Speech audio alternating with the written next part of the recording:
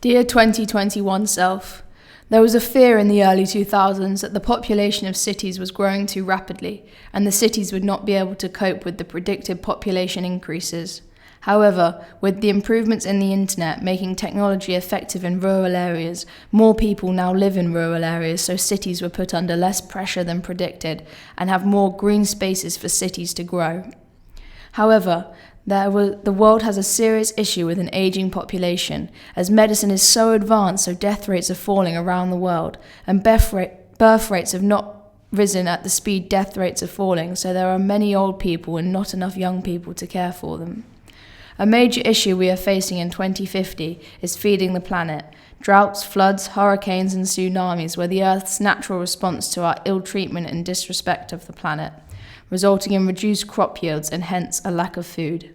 Enjoy that water you have next to you, as in 2050, water is dirty, and fresh clean water is a thing of the past, and is now a scarce resource that governments have zero idea how to regulate.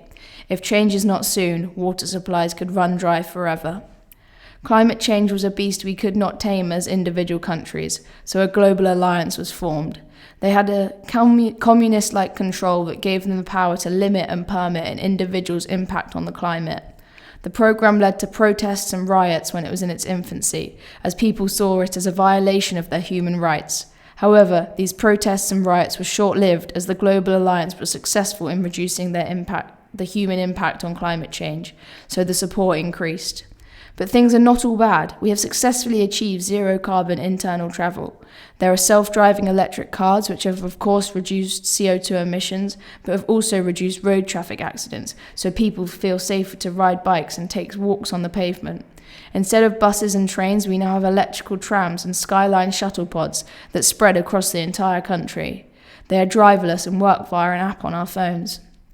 However, international travel has not been made zero carbon successfully, so the Global Alliance put a ban on international travel via planes and boats, meaning no one can take holidays or move to other countries.